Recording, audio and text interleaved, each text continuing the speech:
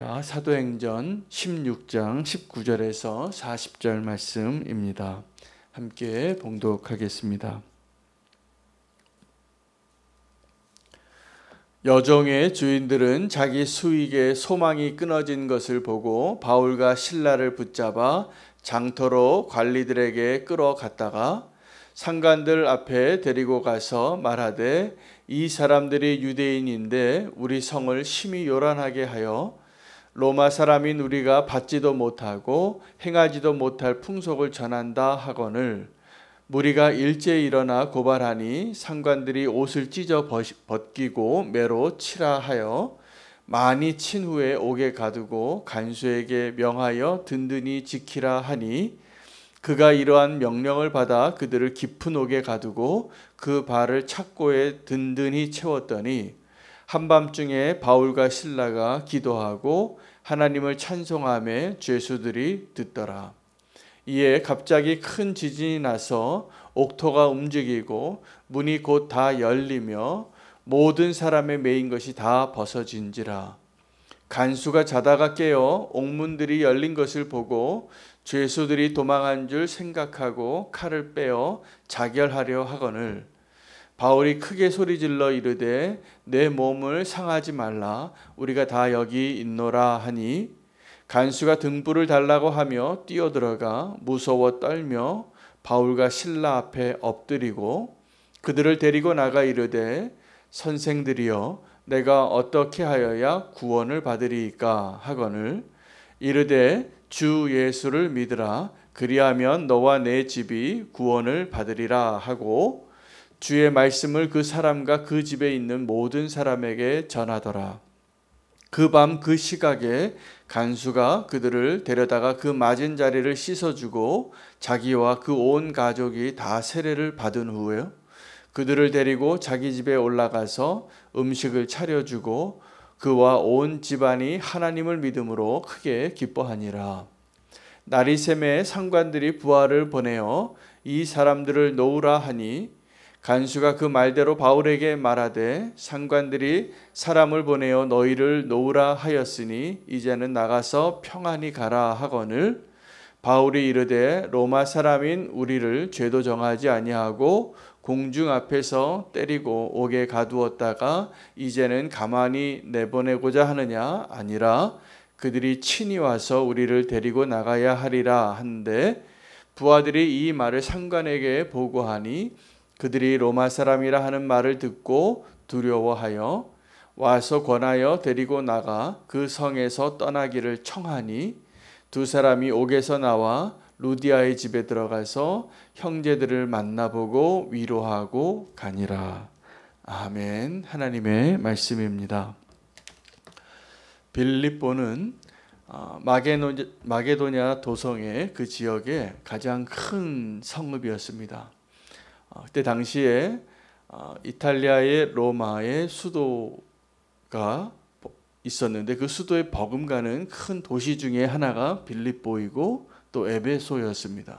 그래서 이 바울이 이 빌립보에서 기도할 처소를 찾으러 가는데 한 여인의 집에서 기도하게 되고, 그곳에서 머물러 있는 동안에 한 여종이, 예언을 할 줄 아는 여종인데 계속 바울 일행에게 틀린 말이 아니었습니다. 사실인데, 하나님의 위대한 종들이여, 당신이 이곳에 하나님의 나라를 위하여 이렇게 귀한 사역을 하러 오셨다고 그들의 정체를 계속 얘기하는 겁니다.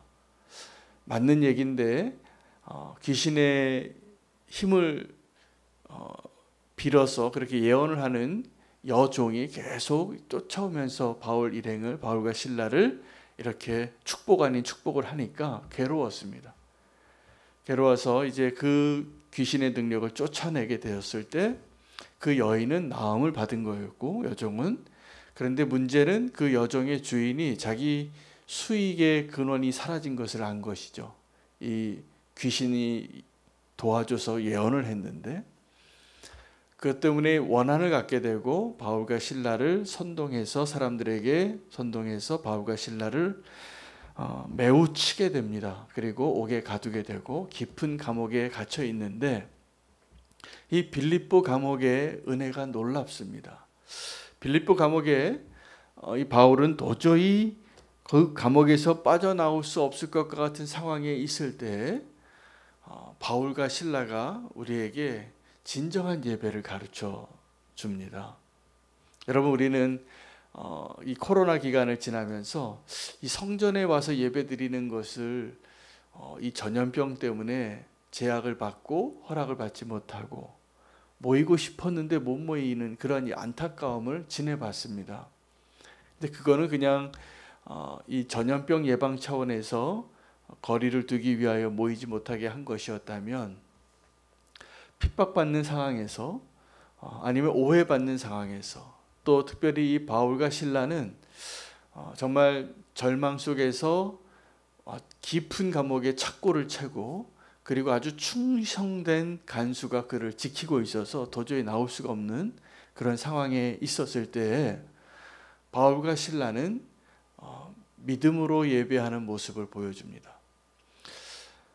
감옥에 들어가서 찬양하고 기도할 수 있는 믿음, 감사할 수 있는 믿음, 많은 경우에는 억울하고 또 절망시키고, 또 언제 내가 이곳에서 나갈 수 있을까. 여러분, 요셉이 그랬잖아요. 요셉이 그 감옥에 들어갔을 때 그는 하나님과 함께하는 것을 놓치지 않아서 형통한 삶을 삽니다. 그곳에서도 매니저가 됩니다. 다른 간수들의 모든 것을 결정할 수 있는, 하나님 형통해 주시면 우리가 어느 곳에 있든지 하나님 우리를 행복하게, 기쁘게, 형통하게 해줄 수 있는 것처럼, 하나님이 우리와 함께 하시면 우리는 어느 곳에서든지 예배할 수 있을 것입니다. 어떤 상황에서도 예배할 수 있을 것입니다. 바울과 실라가 그 산 증인이 됩니다.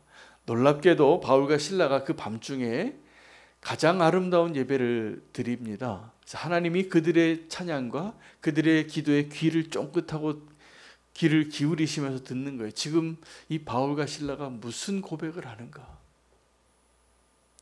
그런데 오늘 보면 저는 하나님께서 그들의 기도와 찬양을 들으시는 것은 너무나 당연할 텐데, 뭐라고 기록이 되어져 있냐면 그 자리에서 그 감옥에 있었던 죄수들이 귀를 기울여 그들의 찬송과 기도를 들었더라라고 기록하고 있습니다.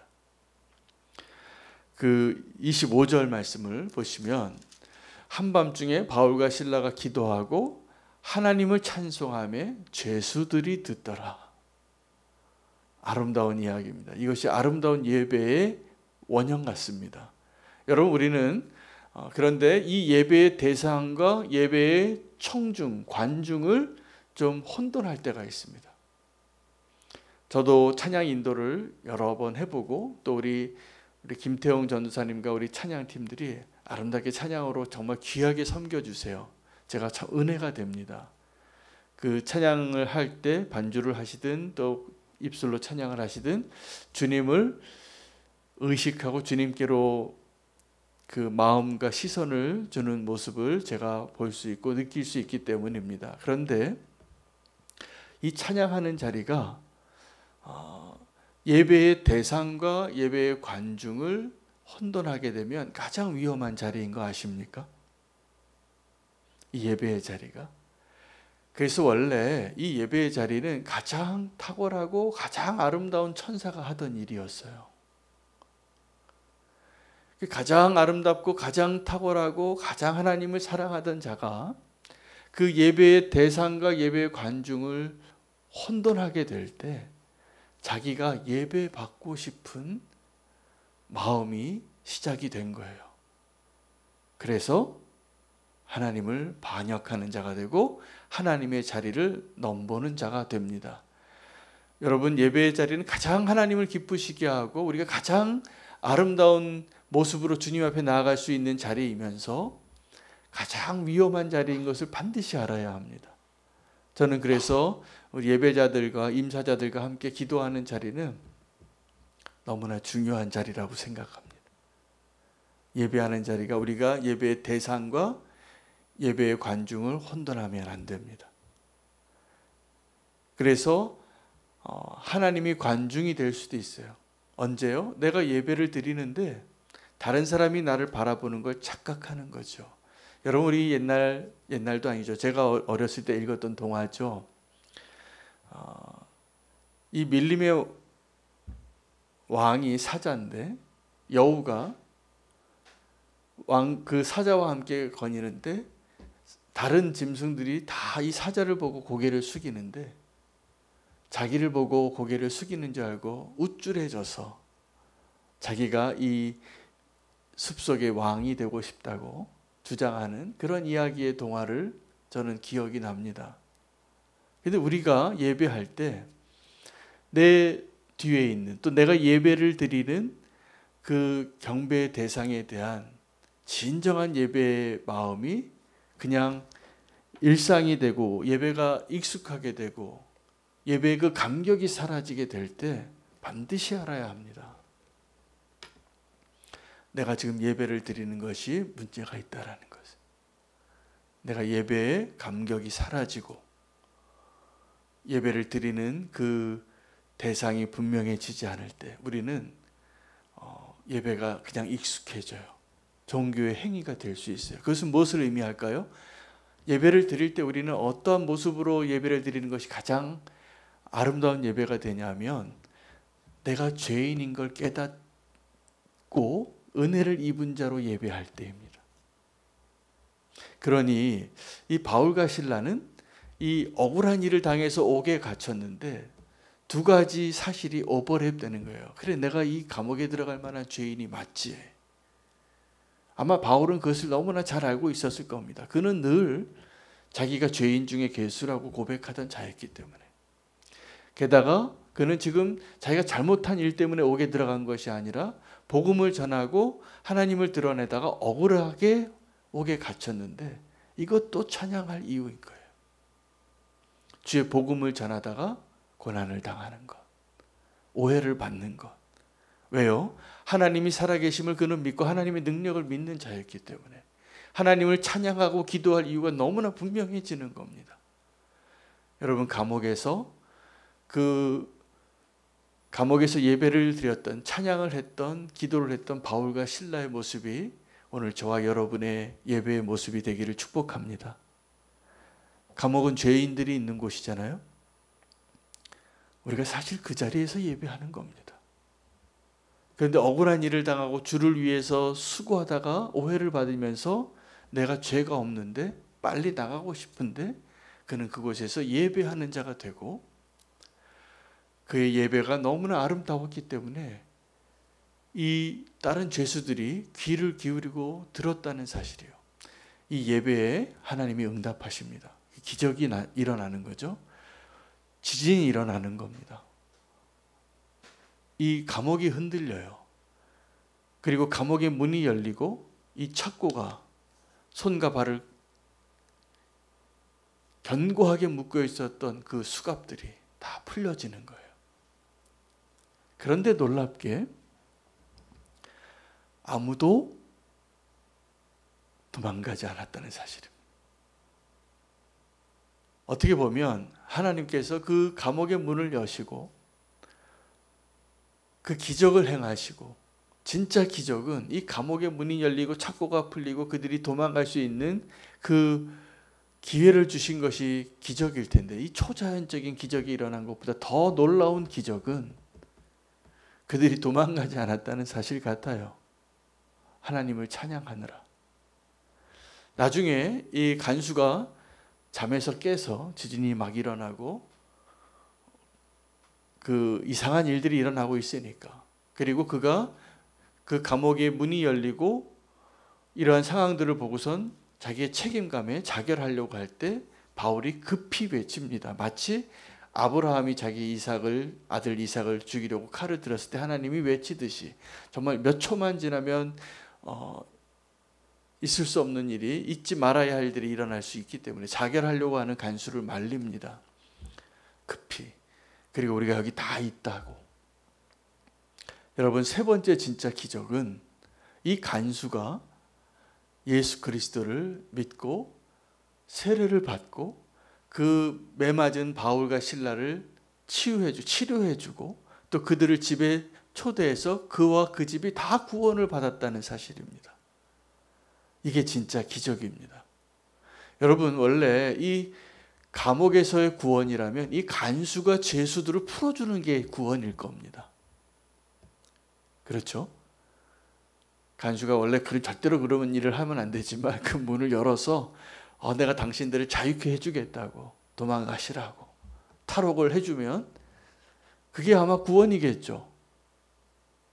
그런데 진짜 구원의 놀라운 기적이 어떻게 일어나냐면 그 간수와 그의 집이 내가 이제 어떻게 해야 구원을 받겠냐고 바울과 실라에게 물었을 때 주 예수를 믿으라. 그리하면 너와 내 집이 구원을 얻으리라. 구원을 얻는 간수를 보게 되는 것이 진짜 기적입니다. 이 빌립보 감옥에서 일어난 이 놀라운 일은 바울이 이전에도 옥에 갇혔었고 또 베드로도 옥에 갇혀서 2번이나 옥에서 풀려나온 이야기가 이 사도행전에 기록이 되어지는데 이 베드로 같은 경우는 베드로가 옥에 갇힌 것을 성령님께서 도와주셔서 문이 막 열리고 잠자는 베드로를 깨워서 이렇게 움직여서 로데가 그를 맞이하는, 그러나 문제는 하나도 해결되지 않은 그런 상태로 하나님이 계속 그 위기에 처해 있었던 사도들을 건져내는 일을 하셨다면 오늘 이 빌립보 감옥에서 바울에게 일어난 일은 하나님께서 그 베드로에게 있었던 그 기적 이상의 것들을 보여주는 아름다운 역사입니다. 감옥에서 베드로는 잠자고 있었는데 바울과 실라는 찬양과 기도하고 예배를 했어요. 그리고 그가 이 똑같이 지진이 나고 옥문이 열리고 착고가 풀리고 몸이 자유하게 된 것보다 더 놀라운 기적은 그 죄수들이, 아마 함께 있었던 죄수들이 다 함께 예배했을 거라고 저는 믿습니다. 왜 도망을 안 갔겠어요? 도망갔어야지 맞는데 그대로 있었다는 사실이에요. 이 죄수들의 예배를 받으시고 이 죄수들을 관리하고 이 죄수들이 잘못되어지면 자기가 자결할 수밖에 없다라고 생각하는 그 책임감 많았던 그 간수의 집안을 구원하시는, 실제로 그래서 이 간수에게 세례를 주고 구원을 베푸는 자가 누구냐면 죄수였던 바울이에요. 죄수였던 이 바울이 그에게 세례를 베풀고 주 예수를 믿으라. 그리하면 너와 내 집이 구원을 얻으리라. 예수를 따르는 제자로서 이것보다 더 놀라운 축복의 경험이 어디 있을까 이렇게 생각이 됩니다. 오늘 우리에게 하나님께서 그 은혜를 주시면 좋겠습니다. 빌립보 감옥에서의 축복입니다. 아주 놀라운 축복이고 은혜입니다. 지금 우리의 상황이 어렵고 도저히 이해할 수 없고 마음 아프고 내 마음을 무너뜨리는 일 가운데 있을 때 오늘 이 빌립보 감옥의 은혜를 말씀으로 붙잡고 내 삶 가운데도 그 일이 일어날 수 있도록 찬양하고 기도하시기를 바랍니다. 여러분, 이 바울이 빌립보 감옥에 있었을 때의 상황보다 어떻게 더 나쁠 수가 있겠어요? 그는 잘못한 것도 없고 깊은 감옥에 억울하게 매 맞고 이미 맞아서 아마 그 다음날 또 매를 맞든지 아마 더 중형을 받을 상황 가운데 있었을 겁니다. 로마의 법을 어긴 자로 지금 들어가 있으니까. 근데 하나님께서 그 상황 가운데 기도하고 찬양하게 하셨습니다. 바울을, 실라를. 그리고 그를 통하여 그 간수의 집에 너와 내 집이 구원을 얻으리라. 여러분, 이 고백이 수많은 사람의 가정에 소망이 되는 고백이 되어집니다. 그 소망은 사실은 그 죄수들이 누렸어야 할 소망인데 이 간수가 어떻게 해야 내가 구원을 얻을까? 바울에게 묻고 그 은혜를 누리게 되어지는 오늘 이 놀라운 기적을 보게 됩니다. 이 빌립보 감옥에는 정말 오늘 이 본문에 너무나 많은 기적이 기록이 되어져 있는 것 같아요. 오늘 그 기적이 감옥에서도 기도하고 찬송했던 바울이 있다면 하나님께서 귀를 기울이시고 저와 여러분의 삶 가운데도 오늘 동일한 기적을 이루길 원하시는 하나님의 소망이 오늘 이 자리에 있다고 믿습니다. 오늘 그 기적을 경험하는 자리가 그러한 삶을 되시기를 바라고 오늘 그 하루를 누리시기를 축복합니다. 하나님께 기도하시고 하나님을 찬양하는 바울과 실라가 되시면 하나님께서 우리에게도 그 기적을 허락하실 것이라 믿습니다. 감옥과 어울리지 않은 이 수많은 일들 가운데 오늘 우리의 삶을 변화시켜 주시기를 소망하며 기도하겠습니다. 오늘